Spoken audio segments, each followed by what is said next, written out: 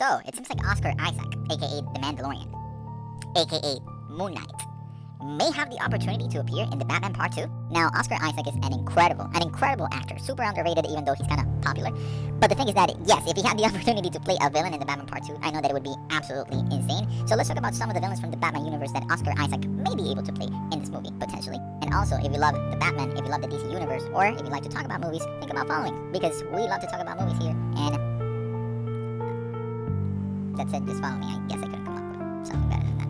Let's get to the video. Now, a lot of the Batman fans are expecting Mr. Freeze to be the main villain of the Batman Part 2. There's a lot of rumors indicating that this movie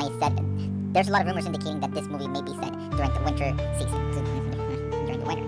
There's a lot of rumors indicating that this movie may be taking place during the winter. So it would make perfect sense for a character like Mr. Freeze to be the one that is responsible for Gotham City potentially being frozen. If we're talking about Oscar Isaac playing a villain in a Batman movie, this has to be the one. I'm sorry, but when I saw this tweet of someone comparing Oscar Isaac's character from Ex Machina to Hugo Strange, oh yeah, the vision is literally right there. For those of you who don't know, Hugo Strange is a Batman villain from the comics that is usually in charge of running the Arkham Asylum. He's also known for playing this kind of, sympathetic character for the public where he's like pretending that he cares for the people that end up locked up in Arkham.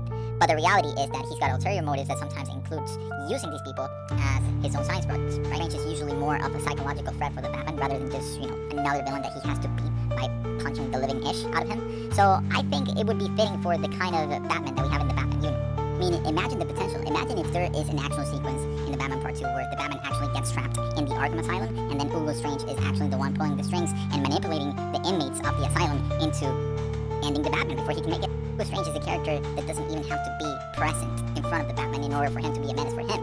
He could be the guy pulling the strings. Even if he's not the main villain of the movie, he could still end up having a strong influence on the events that happen in the movie. This is, of course, just my take on how I would fit this character into the movie. I think that if somebody's going to play Hugo Strange in a Batman movie, it should definitely be Oscar Isaac. Let me know your opinion in the comments. Who do you think should be the main villain in the Batman Part 2? Do you think that this movie should have multiple villains? And what other villains would you like to see in this movie?